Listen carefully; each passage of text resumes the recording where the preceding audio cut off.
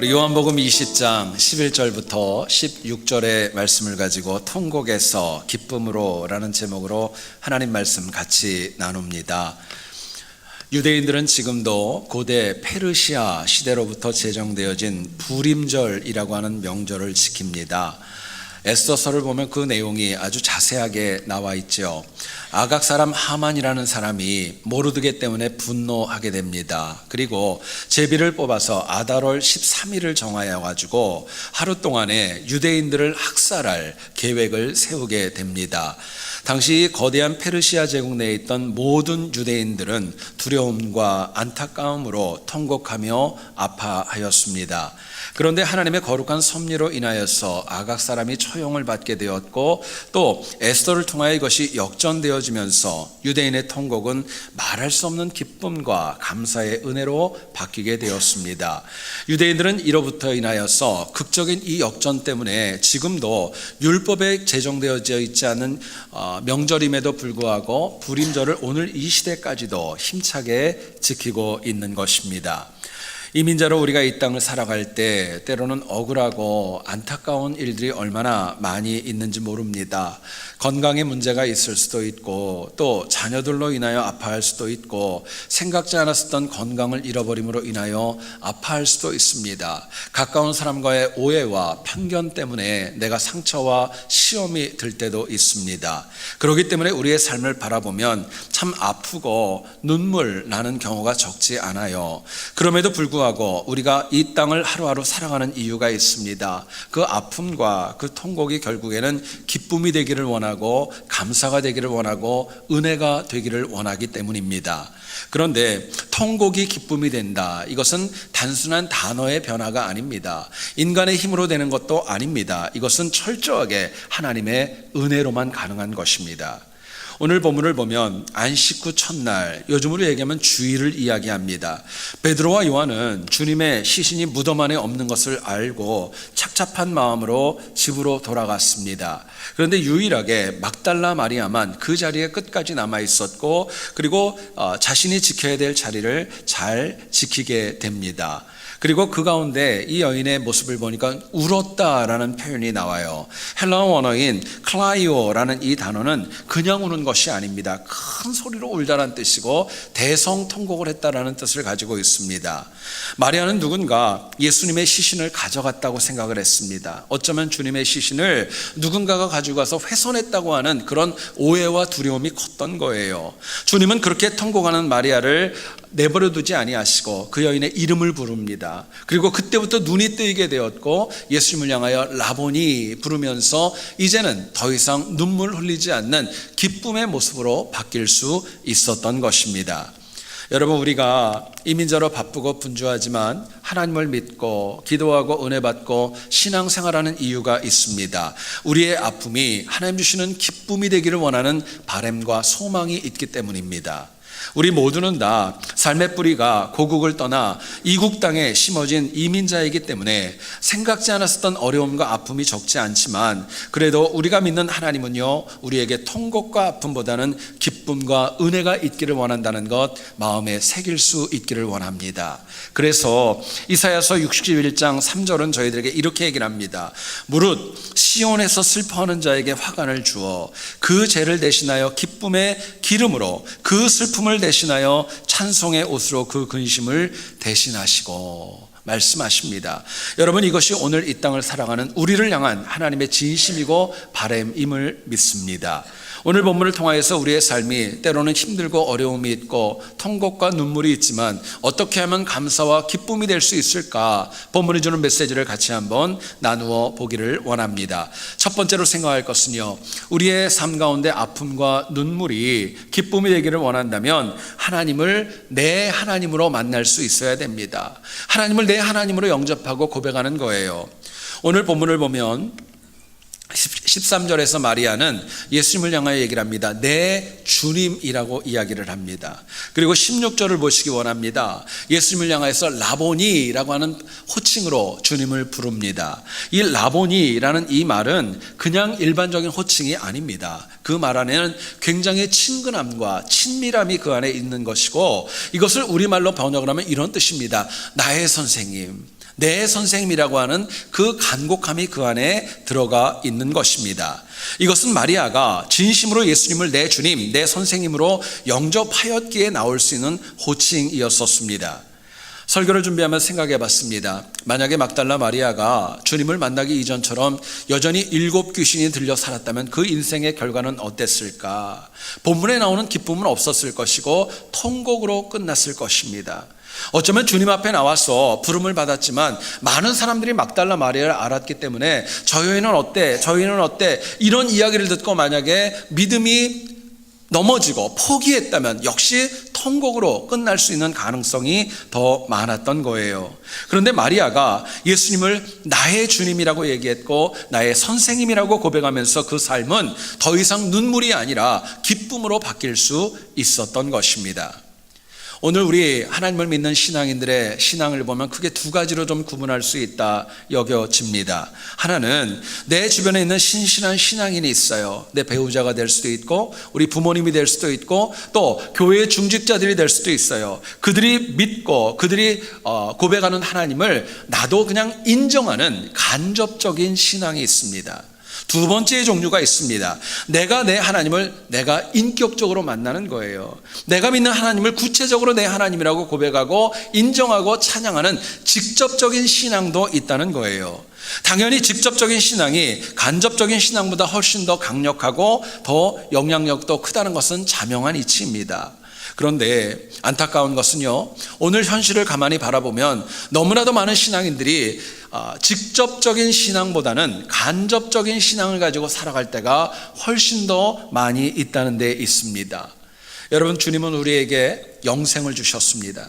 구원을 주셨어요. 그런데 이 영생과 구원은 그냥 받는 거 아닙니다. 내가 내 입술로 내 전인격으로 예수 그리스도를 나의 구주로 영접해야 받는 하나님의 선물입니다.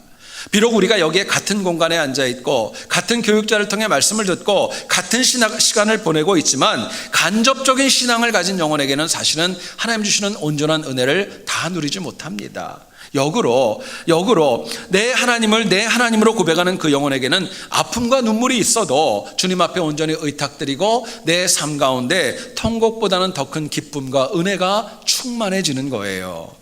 자, 그렇다면 우리가 하나님을 내 하나님으로 만나는 직접적인 신앙을 가지려면 과연 어떻게 해야 될까? 본문은 저희들에게 이렇게 도전합니다. 우리가 항상 간절함으로 하나님을 찾으며 살아가셔야 됩니다. 하나님을 찾는 인생은 하나님을 내 하나님으로 만날 수 있고 기쁨이 충만한 삶을 살아갈 수 있다는 도전입니다.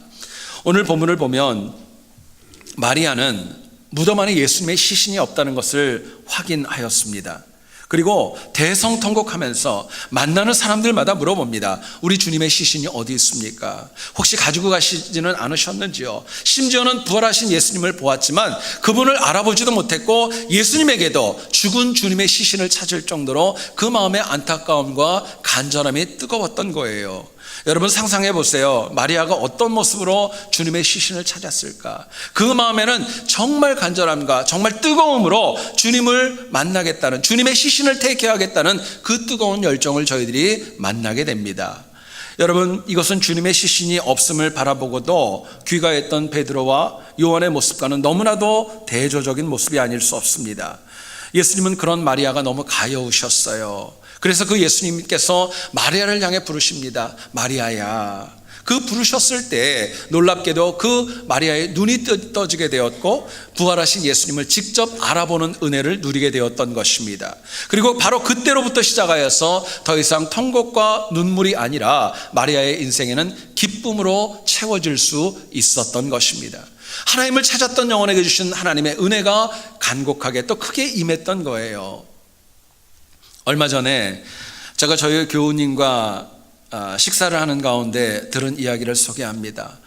어떤 교회, 남가주에 있는 모 교회에서는 구역장이 되기 위한 훈련 과정이 참 엄격하다라는 이야기를 제가 들었어요.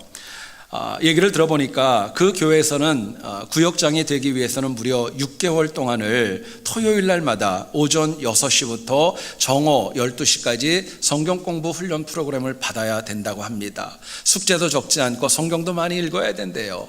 뿐만 아니라 2박 3일의 수련회도 반드시 과정을 마쳐야 되고 일주일 동안의 해외 단기 선교 사역도 감당을 해야 된다 이야기를 들었습니다. 생각해 보니까 여러분 한번 그 교회의 교인들은 이민자가 아닌 것이 아니죠. 어쩌면 우리하고 똑같이 바쁘고 똑같이 분주한 이민자들임에 분명합니다. 그런데 그렇게 간절하게 하나님을 찾는 모습이 제 가슴을 뜨겁게 했고 저에게 많은 도전을 주고 많은 반성도 하게 되었습니다. 한편으로는 설교를 준비하면서 그런 생각이 들었습니다. 저와 우리의 믿음이 너무나도 편한 것을 찾고 있지는 않는가, 너무나도 부담 없는 신앙생활을 하려고는 하지 않는가 생각해 보았습니다. 여러분, 오늘날 우리들의 삶 가운데 충분히 기쁨을 누릴 수 있음에도 불구하고 오히려 통곡으로 바뀌는 이유가 있습니다. 내가 하나님을 찾지 않기 때문이고 내 안에 간절함을 사라져버리고 잃어버렸기 때문에 그렇습니다. 물론 교회에서 이루어지는 많은 훈련과 어떤 프로그램과 내가 맡겨주신 사역을 감당하는데 부담이 될 수도 있고 힘들 수도 있는 거 인정합니다. 그런데 분명한 것은 내가 감당했던 부담과 그 힘든 것이 그 열매와 상급은 남이 받는 것이 아니라 내가 받는 것입니다. 내가 누리는 거예요. 통곡이 참된 기쁨이 되는 희열과 감격과 은혜와 그 감동은 남이 받는 것이 아니라 내가 누리는 것입니다. 그럼에도 불구하고 너무나도 많은 영혼들이 안타깝게 이 은혜에 관하여 도전하기보다는 남의 이야기를 듣고 남이야 그렇다라고 이야기할 때가 얼마나 많이 있는지 모릅니다. 여러분, 그럼에도 불구하고 하나님의 메시지가 있습니다. 부족에도 연약에도 하나님을 찾으면 또 찾으면 하나님의 응답이 있다는 사실입니다. 하나님의 응답이 있다는 거예요. 여러분, 아브라함이 조카 롯 때문에 소돔 땅을 살려달라고 하나님 앞에 간절히 중보하지 않았습니까? 성경을 보니까 아브라함이 하나님 앞에 이렇게 간청을 했어요. 하나님, 소돔 땅에 의인이 50명이 있으면 어떻게 하실 겁니까? 50명이 있는데 그들을 멸망시킨다면 하나님, 이것은 의로운 것이 아닙니다. 항변을 했어요. 하나님이 말씀하십니다. 내가 50명이 있다면 그 성을 용서할 것이다. 아브라함이 생각해 보니까 도저히 50명은 안 될 것 같아요. 그래서 숫자가 자꾸 줄어가지 않습니까? 하나님, 45명이면 어떻습니까? 40명은요? 30명은요? 20명은요? 그렇다면 10명만 있으면 어떻게 하실래요? 하나님 말씀하십니다. 10명이 있어도 내가 그들을 용서할 것이고 그 성을 심판하지 않겠다라고 말씀을 합니다. 근데 문제는요, 거기서 그칩니다. 제가 말씀을 준비하면서 생각해 봤어요. 여러분, 만약에 아브라함이 하나님의 응답하심을 믿고 한 명만 의인이 있다면 하나님 어떻게 할 겁니까? 하면 하나님 뭐라고 답하셨을까요?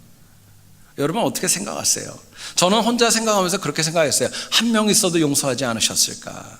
저는 그런 마음이 제 마음에 들었습니다. 여러분, 문제는 하나님께서 응답하지 않는 것이 아닙니다. 문제는 내가 하나님을 찾는 것, 그것을 멈추는 것입니다.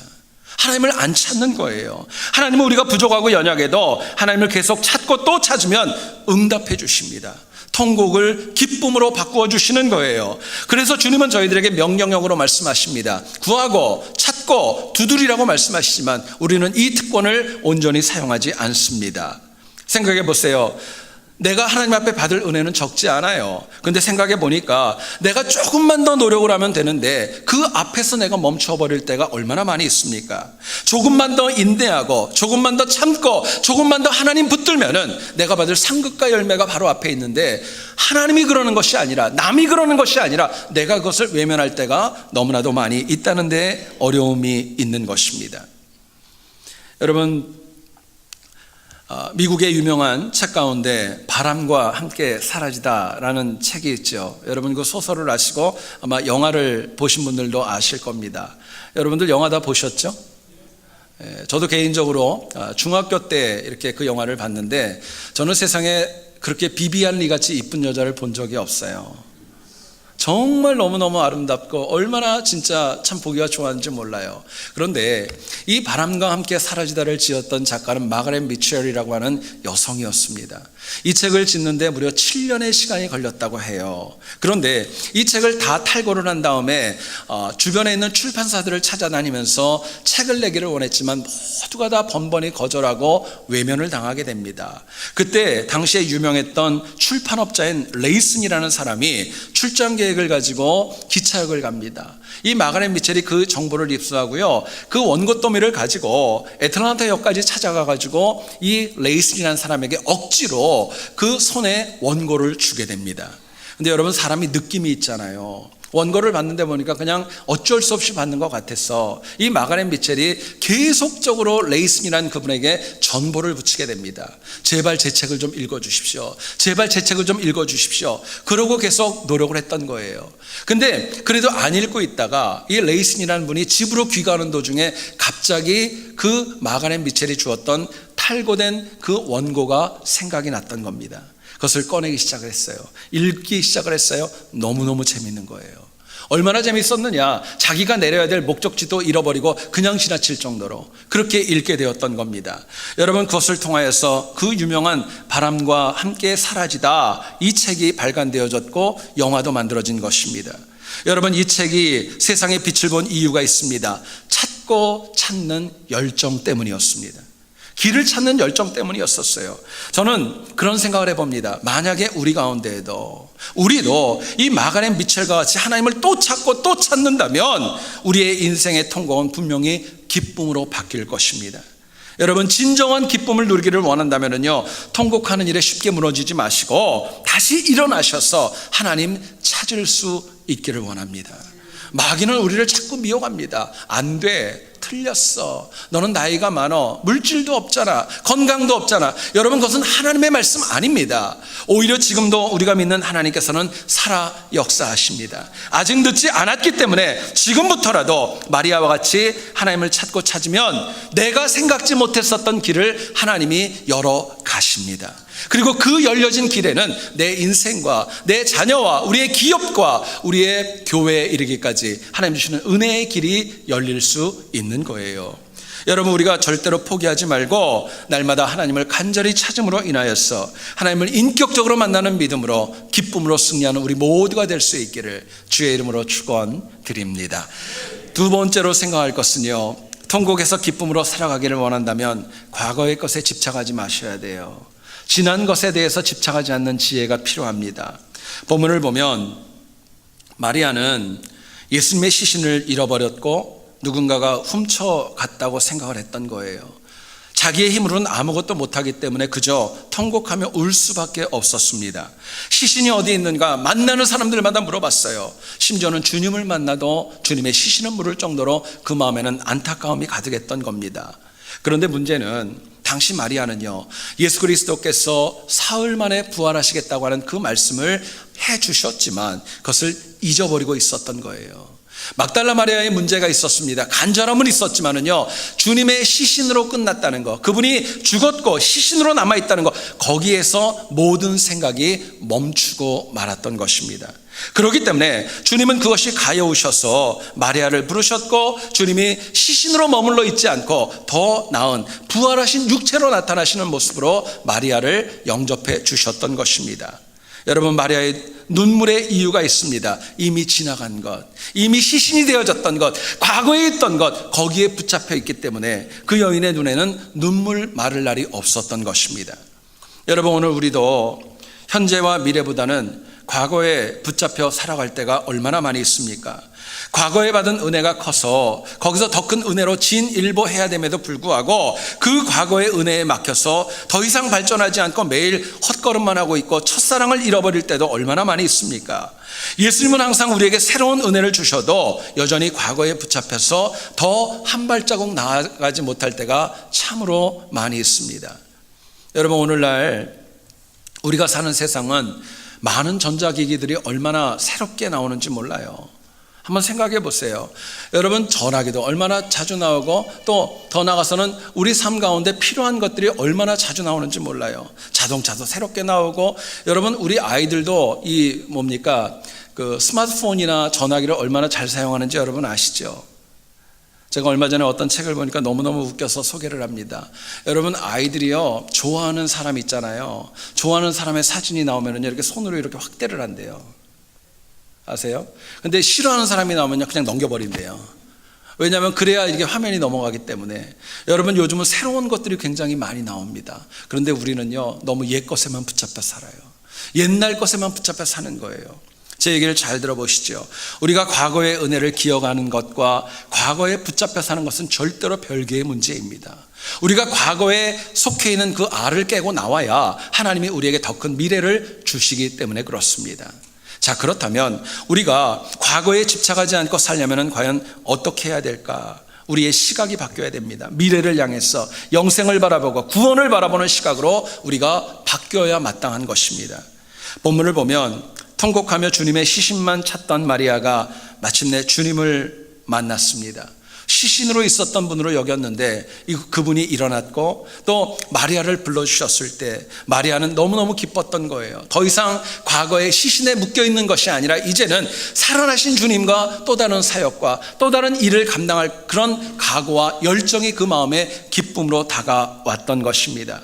여러분, 놀랍게도 그 시간을, 주님을 만난 그 시간을 계기로 인하여서 마리아의 시각은 더 이상 과거가 아니라 미래를 향해 열려 나갔던 것입니다. 여러분, 우리는 현실적으로 그래요. 과거를 돌이킬 수 있는 사람 없습니다. 지금을, 현재를 붙잡고 살아갈 수 있는 사람도 없습니다. 오히려 우리는 미래를 맞이할 뿐입니다. 그렇기 때문에 우리에게 정말 지혜가 필요하다면 하나님 나라와 하나님 주시는 영생과 구원을 향해 믿음으로 나아가는 지혜가 저희들에게 너무나도 중요한 것입니다. 여러분, 예수님도 요한복음 14장 2절에 말씀하십니다. 내가 아버지 집에 거할 곳이 참 많이 있도다. 그렇지 않으면 너에게 말하지 않았을 거야. 내가 가면 집을 준비할 거야. 다시 오실 거야. 주님 말씀하십니다. 예수님의 시각도 땅 가운데 앞에만 바라본 것이 아니라 앞으로 다가올 하나님의 나라와 영생과 구원을 바라보셨던 것입니다. 여러분, 부족해도 연약해도 우리가 영생과 구원과 미래를 바라보면 우리의 삶에 있는 통곡은 줄어들 것입니다. 아니, 우리의 시각이 먼 미래를 향할수록, 구원을 바라볼수록 우리의 인생에는 하나님 주시는 풍성한 은혜가 더 가득 채워질 것입니다. 오늘날 너무나도 많은 사람들이 눈앞만 바라보고 넘어졌던 경험이 많은데도 여전히 눈앞만 보고 살아가요. 여러분, 이거 이기셔야 됩니다. 실제로 우리의 삶을 가만히 보세요. 많은 분들이 걱정하고 근심할 때가 적지 않죠. 그런데 그 근심의 주제를 보면 내가 어떻게 할 수 있는 걸 가지고 걱정하는 분들 별로 없어요. 이미 지난 거 가지고 걱정하는 분들도 있어요. 내가 할 수 없는, 컨트롤할 수 없는 그거 가지고 아파하고 눈물 흘리고 넘어질 때가 얼마나 많이 있는지 모릅니다. 그런데 하나님 말씀하세요. 신앙인은 눈앞만 바라보는 거 아닙니다. 현실이 아닙니다. 영생과 미래를 바라보는 시각, 그걸 가질 때 우리가 승리할 수 있다고 말씀합니다. 열왕기하 6장을 보면 이방 국가 중에 하나였던 아람이 이스라엘을 침공할 때마다 많은 어려움이 있었습니다. 당대 최고의 선지자였던 엘리사가 아람에서 어떤 전쟁 계획을 세우게 되면 그것을 미리 알고 이스라엘에게 준비할 수 있도록 지혜를 주었기 때문입니다. 이것을 알았던 아람이 취한 방법이 있었어요. 그래, 먼저 엘리사를 잡자. 대군을 이끌고 와서 엘리사가 있다고 하는 도단성을 에워싸게 됩니다. 그런데 이 급박한 위기 가운데 두 반응이 나옵니다. 그 군대들을 바라봤을 때 이 엘리사의 수종자였던 게하시는 두려워합니다. 정말 너무너무 무서워해요. 그런데 오히려 엘리사는요, 담대하고 힘이 써지고 오히려 자신감이 넘치게 됩니다. 그 이유가 열왕기하 6장 17절에 이렇게 나옵니다. 여호와여 원하건대 그의 눈을 열어서 보게 하옵소서 하니 여호와께서 그 청년의 눈을 여심해 그가 보니 불말과 불병거가 산에 가득하여 엘리사를 둘렀더라. 말씀하세요. 여러분, 엘리사가 왜 승리했을까요? 왜 담대했을까요? 그 시각이 눈앞만 바라보지 않았어요. 하늘을 봤어요. 멀리 봤어요. 하나님의 은혜를 보았습니다. 그렇기 때문에 그 영혼의 인생에는요, 기쁨과 은혜가 더 충만했던 거예요. 우리가 이민자로 이 땅을 살아갈 때 우리의 삶에 많은 어려움이 있지요. 앞뒤가 막힐 때가 있습니다. 좌우도 막힐 때가 있습니다.